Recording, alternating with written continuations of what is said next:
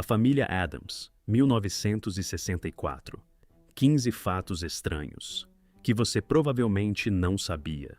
Já se passaram mais de 60 anos desde que A Família Addams foi ao ar pela primeira vez, mas pouca gente já ouviu falar do que realmente acontecia por trás daquela mansão torta que rangia em cada episódio. Estreada no canal ABC em 1964, e exibida por 2 temporadas, a série apresentou ao público Gomes e Morticia Addams, interpretados por John Astin e Carolyn Jones, um casal perdidamente apaixonado que achava romântico praticamente qualquer coisa capaz de assustar um ser humano normal. Ao lado deles estavam os filhos, Vandinha, a Wednesday original, que hoje muita gente conhece pela grafia Vandinha, usada na série da Netflix, interpretada por Lisa Loring, e Feioso, interpretado por Ken Weatherwax. Completavam o elenco o mordomo gigante, conhecido no Brasil como Tropeço, vivido por Ted Cassidy, e o tio Chico, interpretado por Jackie Coogan. O que aparecia na tela já era bem estranho, mas o que acontecia por trás das câmeras era, de alguma forma, ainda mais estranho. Hoje vamos contar 15 fatos estranhos sobre a família Addams que você provavelmente nunca ouviu falar. E fica até o número 1, porque virar a Mortícia era um ritual de 2 horas toda manhã. E o vestido era a pior parte de tudo. Mas antes de entrarmos na mansão, não esqueça de dar aquele like, se inscrever no canal e ativar o sininho. Isso ajuda o YouTube a mostrar esse vídeo para mais fãs de TV clássica como você. Vamos entrar. Número 15. O tema musical mais reconhecível da TV CIS foi feito quase sem orçamento. Aquele tema com estalos de dedos parece uma performance coral completa, não é? Um coro de vozes perfeitamente afinadas numa harmonia arrepiante.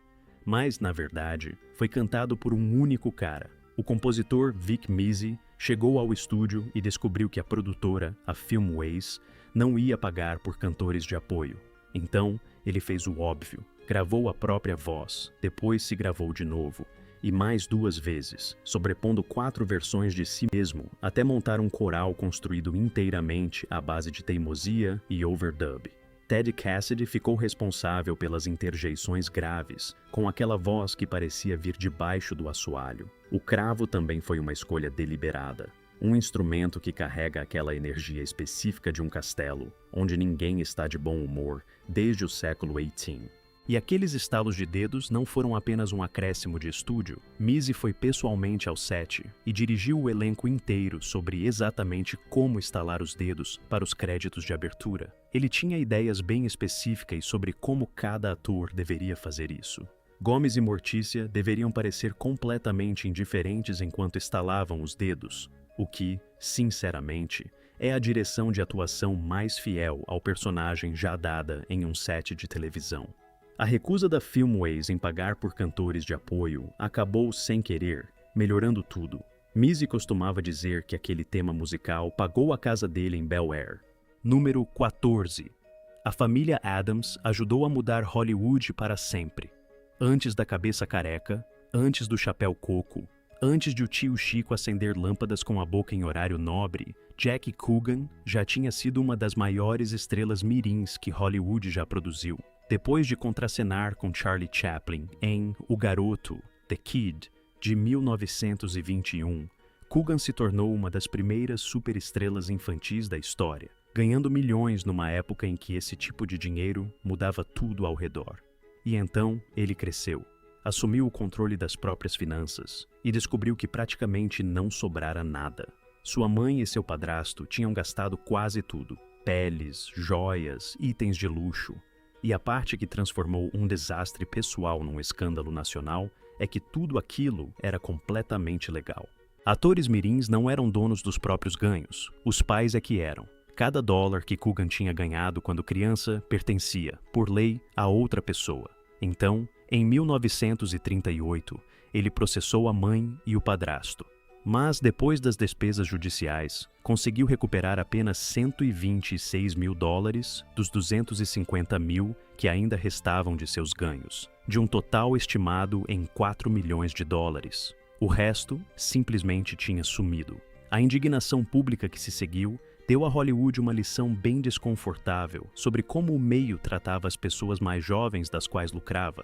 A Califórnia respondeu em 1939 com a chamada Lei Coogan. Embora a versão com dentes de verdade tenha vindo depois, após anos fechando brechas na legislação. Hoje em dia, o empregador de um ator mirim é obrigado a reservar 15% dos ganhos numa conta protegida, uma conta Coogan, acessível somente ao jovem quando ele atinge a maioridade. O homem que interpretou Tio Chico, sem querer, reescreveu as regras de uma indústria inteira. Número 13. Gomes quase foi o tropeço. John Astin não chegou à audição de A Família Addams para interpretar o Gomes. Ele foi fazer o teste para o mordomo, o personagem lento, silencioso e profundamente indiferente que se comunicava basicamente através da postura e de uma leve desaprovação por tudo. Agora, pare um segundo para pensar nisso. John Astin, um homem que atua como se alguém tivesse pisado fundo no acelerador e arrancado os freios, testando para um personagem cuja personalidade inteira era ficar parado e não dizer nada. Os produtores perceberam o desencontro quase imediatamente. Então, em vez de mandá-lo para casa, o criador e produtor David Levy tomou uma decisão mais esperta. Papel errado, mas ator certo. Deram o Gomes para ele. O personagem ainda não estava totalmente definido, o que acabou sendo a melhor solução possível. Levy deu a Astin liberdade criativa total, e ele construiu tudo do zero. Aquela energia maníaca, a fala em disparada, a devoção quase explosiva pela mortícia, nada disso estava escrito antes. Astin trouxe tudo sozinho. Mais tarde, ele chegaria a dizer que Gomes era, em suas próprias palavras, a extensão mais clara da minha personalidade, entre todos os papéis que já fez. O contraste resultante era exatamente o que a série precisava. Gomes era barulhento, veloz e operava numa frequência ligeiramente perigosa para objetos próximos. O tropeço era lento, silencioso e se movia como se não tivesse nenhum lugar para ir e nenhum sentimento forte a respeito disso. Número 12. O tropeço não tinha falas até decidir o contrário. Quando Ted Cassidy foi escalado para o papel do mordomo, o personagem tinha exatamente uma função: ficar ali parado, ser enorme e não dizer absolutamente nada. Ele foi escrito como uma presença silenciosa, um elemento de fundo que aparecia quando chamado e voltava a sumir nas sombras, sem soltar uma única sílaba. Isso durou até o episódio piloto. A família bateu o gongo, o mordomo apareceu e Cassidy tomou a decisão, em uma fração de segundo, de abrir a boca. O que saiu foram duas palavras: chamaram. Mas essas duas palavras saíram com uma voz que soava como se tivesse nascido bem lá embaixo da terra e tivesse demorado para chegar à superfície. A sala inteira caiu na risada. Equipe técnica, produtores, todo mundo. Ficou óbvio na hora que manter aquela voz calada durante a série inteira teria sido um desperdício e tanto. Os roteiristas reescreveram o personagem ali mesmo. Ele deixou de ser um acessório mudo para se tornar uma das presenças mais marcantes do programa, soltando frases curtas aqui e ali pelo resto da série, e até teve uma breve carreira musical. Em 1965, Cassidy gravou uma música chamada The Lurch e apresentou a dancinha correspondente no programa musical Shindig, criando uma pequena febre de dança na época. Duas palavras totalmente improvisadas, e o mordomo nunca mais voltou a ser papel de parede. Número 11. O programa existiu por causa de uma corrida contra uma emissora rival. Em 1964, duas emissoras de televisão diferentes decidiram, de forma completamente independente uma da outra, que os Estados Unidos precisavam de uma comédia sobre uma família assustadora, vivendo no meio de gente normal. E nenhuma das duas soube da existência da outra, até já ser tarde demais para fazer qualquer coisa sensata a respeito. A ABC tinha A Família Addams em desenvolvimento. A CBS tinha Os Monstros. O mesmo conceito básico, duas emissoras diferentes. E de repente todo mundo estava se movendo mais rápido do que tinha planejado originalmente. A ABCs correu para lançar sua versão primeiro e mal conseguiu. A Família Addams estreou em 18 de setembro de 1964. Os Monstros seguiu apenas 6 dias depois. Ambos os programas encontraram público, ambos ficaram reconhecíveis quase de imediato, mas as semelhanças na superfície escondiam uma diferença bastante fundamental na execução. Os monstros eram monstros clássicos de cinema, tentando passar por americanos comuns e falhando completamente nisso. A família Addams eram excêntricos ricos, que estavam absolutamente à vontade consigo mesmos, e genuinamente não faziam ideia de que alguém pudesse achá-los estranhos. Um programa era sobre tentar se encaixar, e o outro era sobre uma família confiante demais para perceber que não se encaixava. Na disputa de audiência, Os Monstros ficou na frente, não por muito, mas de forma constante o suficiente para importar. Depois, o Batman estreou em janeiro de 1966, programado bem em frente aos Monstros nas quintas-feiras, e a audiência da família de monstros, da CBS, despencou quase na hora. A família Addams, exibida em outra noite, já vinha enfrentando dificuldades por conta própria, e as emissoras já tinham visto o suficiente. Os dois programas de famílias assustadoras acabaram com poucos meses de diferença um do outro. O gênero tinha chegado ao fim. Vale lembrar um detalhe que poucos mencionam. Como as duas séries tinham um tom tão parecido, ambas as produções fizeram questão de evitar convidar os mesmos atores coadjuvantes, exatamente para que o público não confundisse os dois elencos. John Astin, inclusive, insistia nas entrevistas da época que os dois programas eram bem diferentes. Segundo ele, os monstros eram monstros fisicamente assustadores, tentando se comportar como pessoas comuns, enquanto a família Addams parecia completamente normal por fora, mas era radicalmente excêntrica por dentro. Uma diferença de nuance que, para o espectador casual de 1964 trocando de canal, provavelmente não importava nada. Número 10. A mansão vitoriana de verdade virou um estacionamento.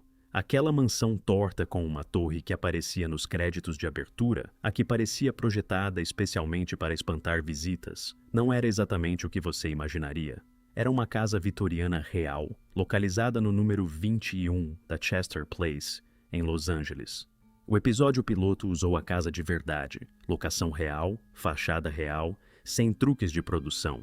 A casa fazia todo o trabalho sozinha, o que fazia sentido, já que ela já parecia assustadora muito antes de qualquer equipe de filmagem aparecer por ali. Depois desse primeiro episódio, a produção se mudou para outro lugar. Filmar em locação real é caro e imprevisível. Então, o departamento de arte assumiu o controle com uma matte painting, uma imagem retocada à mão, que acrescentou um terceiro andar, uma torre gótica, e resultou em algo que parecia repelir ativamente a luz do sol. A maioria do público nunca percebeu a troca. A varanda, se observada com atenção, contava uma história bem diferente. Mas ninguém estava olhando com tanto cuidado assim. E então, a vida real deu sua própria reviravolta. A mansão original foi demolida no final dos anos 60 para dar lugar a uma pista de atletismo escolar e a um estacionamento. A única coisa que resta hoje naquele terreno é um poste de luz decorativo com 6 globos. A casa mais famosa da televisão dos anos 60 terminou sua história da forma menos glamourosa possível, debaixo do asfalto. Número 9. A casa mais assustadora da TV era, na verdade, rosa. A mansão dos Addams parecia mergulhada em sombras e teias de aranha envelhecidas, mas na realidade era cor-de-rosa. A televisão em preto e branco tinha um problema específico. Cores escuras se misturavam umas nas outras diante da câmera. O preto engolia os detalhes, o marrom virava uma sopa visual sem forma. Então, o departamento de arte construiu uma casa mal assombrada, usando paredes rosa, tons de vermelho e turquesa, uma paleta que a própria Mortícia provavelmente teria posto fogo com as próprias mãos. Mas na tela, tudo isso era lido como uma combinação rica, sombria e perfeitamente assustadora. O elenco também fazia parte dessa ilusão. Os maquiadores usavam tons de verde, roxo e marrom para evitar que os rostos ficassem estourados sob as luzes do estúdio. Mortícia parecia pálida e elegante sem esforço na sua TV, enquanto usava uma maquiagem que, ao vivo, provavelmente pararia qualquer conversa na hora. E a mansão nem foi construída do zero. Partes do cenário foram reaproveitadas diretamente do filme de 1964, The Unsinkable Molly Brown. A MGM literalmente vasculhou o próprio depósito atrás de qualquer coisa que parecesse remotamente sinistra. Adereços velhos, móveis reciclados, taxidermia aleatória. Se tivesse a vibe certa, entrava no set. A casa mais assustadora da TV dos anos 60 foi construída inteiramente na premissa de que ninguém perceberia. E por décadas, essa premissa se confirmou perfeitamente. Só com o tempo, com fotos de bastidores e materiais coloridos de produções relacionadas circulando por aí, o público começou a descobrir que a casa mais gótica da TV clássica era, na vida real, alegre feito vitrine de doceria. Número 8. Os personagens não tinham nome até o último momento. Gomes, Mortícia, Vandinha, Feioso. Alguns dos nomes mais reconhecíveis da história da televisão, e nenhum deles existia até alguém precisar se sentar e inventá-los. Charles Addams passou décadas desenhando essa família para a revista The New Yorker, sem dar nome a nenhum deles. Eram apenas figuras estranhas, góticas, vagamente perturbadoras e, claro, completamente anônimas. Charges de um único quadro não precisavam de apresentação, então ninguém recebeu uma. Mas isso mudou por etapas. Mortícia e Vandinha, a Wednesday original, ganharam nome primeiro para uma coleção de bonecas licenciadas lançada em 1962. Mortícia veio direto de Mortician, que em inglês significa agente funerário. Obviamente, sutileza nunca fez parte do plano. Wednesday veio de uma rima infantil que diz que a criança de quarta-feira está cheia de tristeza, o que basicamente explica o personagem inteiro em uma única frase. Gomes e Pugsley, o feioso, tiveram que esperar até a própria série entrar em desenvolvimento, 2 anos depois. Para Gomes, Charles Addams tinha uma preferência clara: repele, como em repelente. A decisão final ficou com John Astin, que olhou as 2 opções e tomou a decisão certa. Pugsley, por sua vez, ia se chamar originalmente Pubert, mas os censores da ABC vetaram a ideia na hora. Até o sobrenome foi um acidente. Addams era simplesmente a assinatura do criador nas charges originais. Virou o sobrenome da família só porque o programa precisava de um título. Ei, pausa rápida. Se você está curtindo esse vídeo, dá aquele like. Isso diz para o YouTube que ainda existe gente por aí que acha que uma família com leão de estimação e uma mão morando dentro de uma caixa conta como televisão reconfortante. E se inscreve se ainda não se inscreveu. E já que você está aqui, deixa nos comentários qual é o seu personagem favorito de A Família Addams. Beleza, voltando para a contagem regressiva. Número 7. Um ator interpretou 2 personagens em segredo e brincou com o público sem que ninguém notasse. A mãozinha já era uma das decisões criativas mais estranhas da TV dos anos 60. Uma mão desencarnada que morava dentro de caixas e compartimentos escondidos nas paredes, tratada por toda a família Addams como um arranjo doméstico perfeitamente razoável. E então, Ted Cassidy decidiu deixar tudo ainda mais estranho. A mãozinha começou a série sendo destra. Depois, silenciosamente, sem nenhuma explicação, Cassidy começou a alternar. Mão direita, mão esquerda, de volta para a direita, só para ver se alguém na plateia estava prestando atenção suficiente para perceber. A maioria não percebeu. Os poucos que perceberam, aparentemente, apenas aceitaram numa boa, o que diz muita coisa sobre o tipo de programa que aquele era. A logística de interpretar a mãozinha já era absurda por si só. Cassidy media quase 2 metros e 10 centímetros, o que significava que cada aparição exigia que ele se deitasse de costas embaixo do cenário, numa plataforma com rodinhas, esticando o braço através de compartimentos escondidos nos móveis. E enquanto estava ali embaixo, ele deve ter pensado: já que está aqui, por que não fazer um pequeno experimento silencioso com o público? Quando as cenas exigiam que o tropeço e a mãozinha aparecessem juntos na tela ao mesmo tempo, Cassidy não podia estar em 2 lugares ao mesmo tempo, então um dublê interpretava a mão.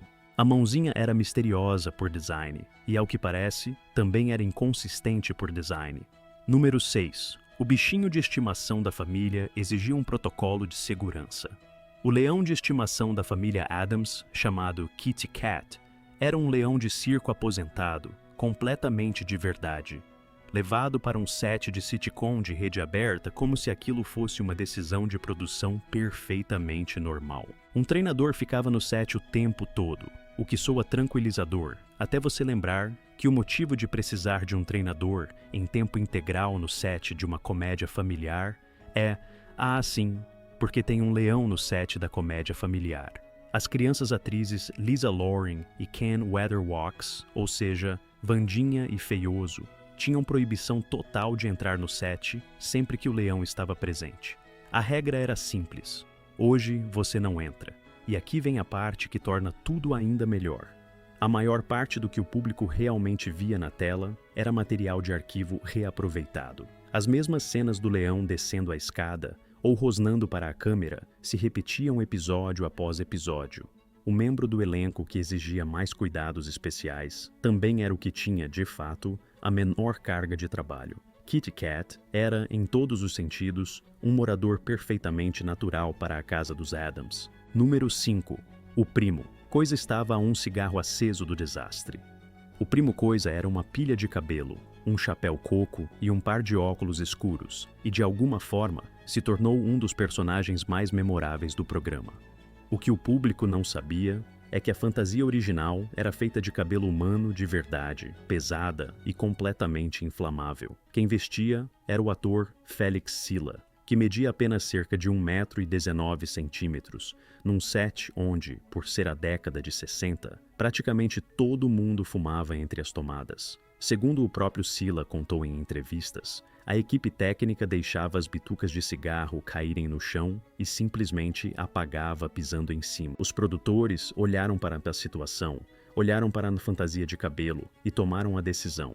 Era preciso trocar para materiais sintéticos e retardantes de fogo antes que acontecesse algo irreversível na frente das câmeras. A nova fantasia resolveu o problema da inflamabilidade e manteve todo o resto igualmente desconfortável. Continuava pesada, continuava sufocantemente quente. E Silla passava cada cena andando pelo set praticamente às cegas, enterrado sob camadas de cabelo sintético, esperando que a próxima coisa em seu caminho fosse a sua marca no chão, e não uma parede. As únicas instruções que ele recebia eram para simplesmente andar pelo set. A voz do Primo Coisa era adicionada na pós-produção por um engenheiro de som chamado Tony Magro. Então, Silla nem era responsável por essa parte.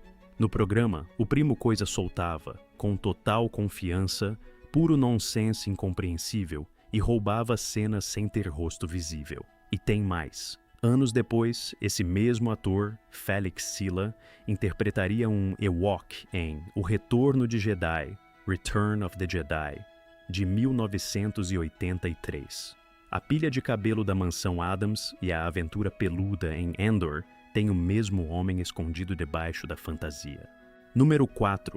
O programa ficou tão popular que acabou sendo proibido. Depois que a família Addams virou um sucesso, a revista The New Yorker vinha publicando as charges de Charles Addams desde os anos 30, olhou para o que agora estava passando na ABC e tomou uma decisão. Não queriam ter nada a ver com aquilo.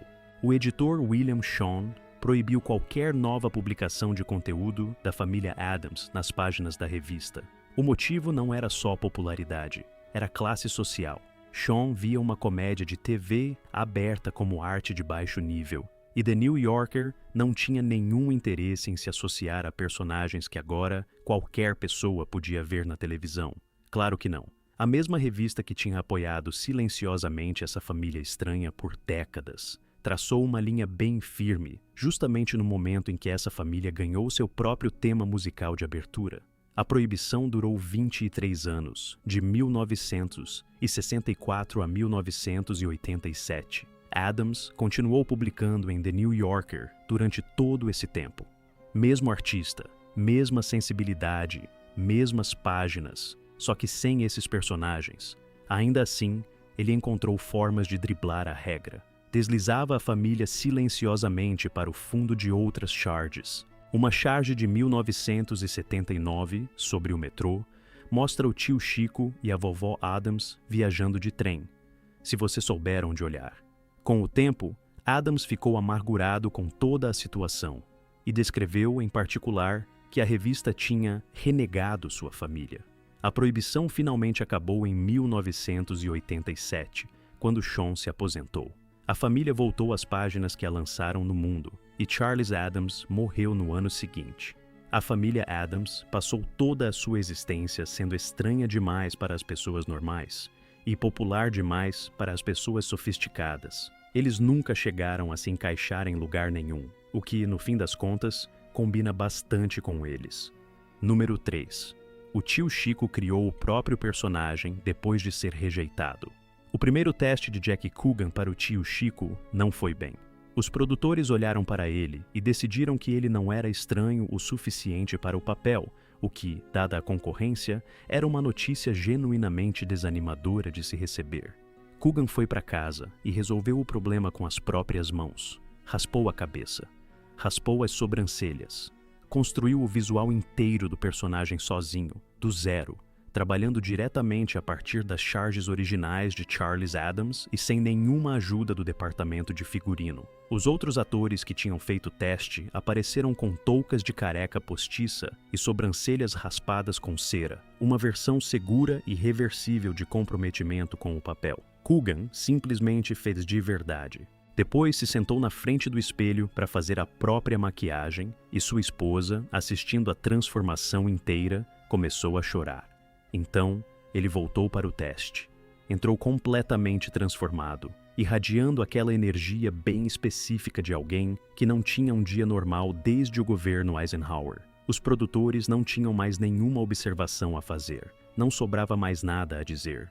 O personagem estava ali, na frente deles. O homem que ouviu que não era estranho o suficiente tinha criado, sozinho, toda a identidade visual do personagem. Ele voltou nos próprios termos e saiu de lá com o papel.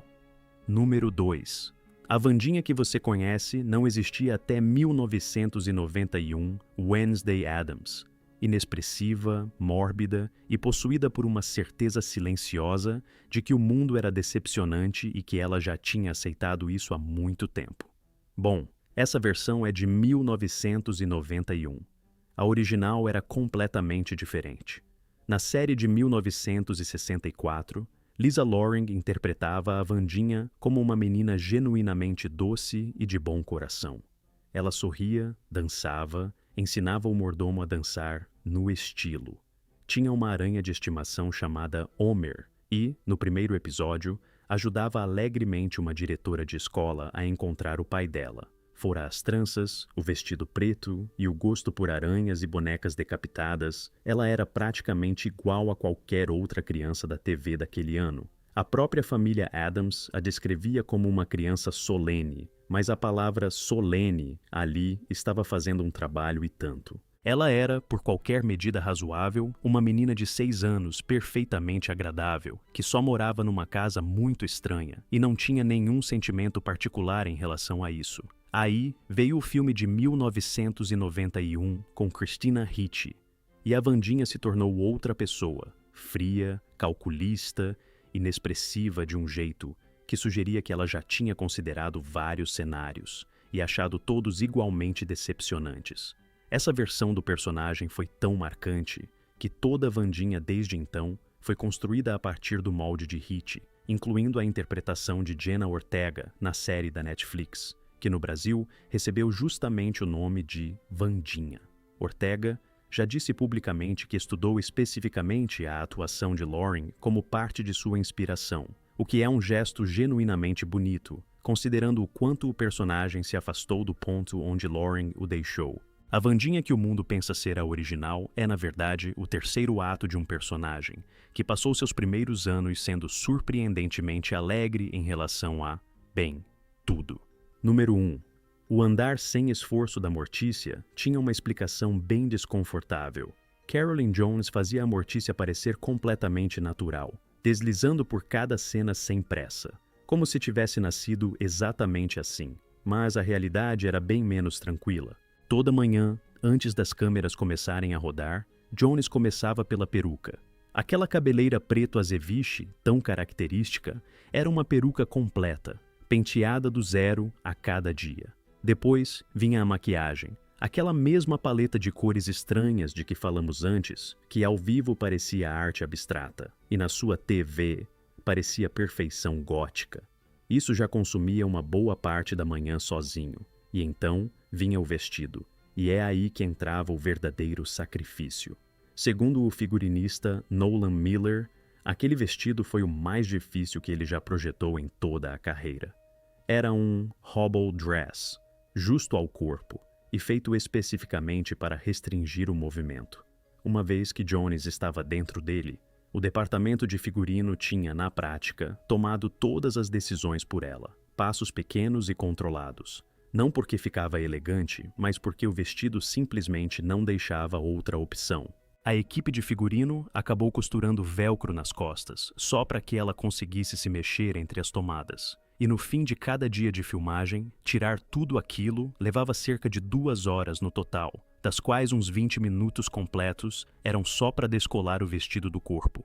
Aquele deslizar suave e quase sobrenatural que a Mortícia tinha ao entrar em qualquer cômodo não era uma escolha de atuação, era o jeito que o departamento de figurino tinha de avisar, sem dizer uma palavra, que aquele assunto não estava mais em discussão. Bônus Extra 1. Outro nome bem reconhecível também passou pela mansão Addams, antes de fechar. Vale mencionar alguém que você provavelmente não esperava encontrar nesse elenco. A própria mãe da Mortícia, a vovó Frump, apareceu em alguns episódios interpretada por Margaret Hamilton, a mesma atriz que ficou eternizada como a Bruxa Má do Oeste em O Mágico de Oz, de 1939.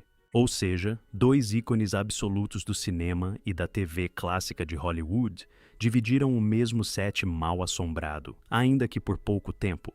E tem mais um nome curioso escondido nos créditos. O episódio piloto, o mesmo que usou a mansão de verdade na Chester Place, foi dirigido por Arthur Hiller, um diretor que anos depois seria indicado ao Oscar por dirigir Love Story, 1970.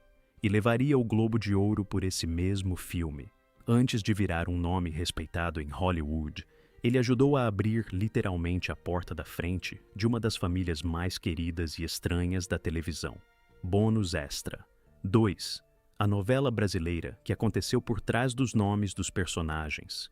E aqui vai um fato que só faz sentido para o público brasileiro. Quando a família Addams chegou ao Brasil, o estúdio de dublagem Dublação Guanabara não traduziu os nomes, reinventou a família inteira. Gomes virou Covas, Mortícia virou Mortiça, o tio Fester virou tio Funério, o mordomo Lurch virou Lacraio, e as crianças Wednesday e Pugsley se tornaram Vandinha e Feioso. Essa dublagem abrasileirada grudou tanto na memória do público que, décadas depois, ainda gerava discussão entre fãs. Quando a série ganhou uma redublagem pela Alamo em 2006 para ser exibida pelo Nick at Night, os nomes foram atualizados para bater com o que já era usado nos filmes dos anos 90 e no desenho animado de 1973. O casal virou Gomes e Mortícia, nomes em inglês mesmo. O tio Funério virou tio Chico e o Lacraio virou Tropeço. Os demais, como Vandinha, Feioso e Vovó Addams, mantiveram os nomes da primeira tradução. Ou seja, a mesma família americana teve só no Brasil 2 identidades completamente diferentes. E ainda hoje existem fãs nostálgicos que juram que o verdadeiro nome do mordomo é Lacraio e não Tropeço. Uma decisão de estúdio de dublagem terminou criando, sem querer, 2 famílias Addams paralelas dentro do próprio Brasil. E aí está, pessoal. 15 fatos estranhos e malucos sobre a família Addams. Mais alguns bônus que mereceram um lugar na lista. Deixa nos comentários qual fato mais te surpreendeu. E não esquece de dar aquele like, se inscrever e ativar o sininho. Até a próxima!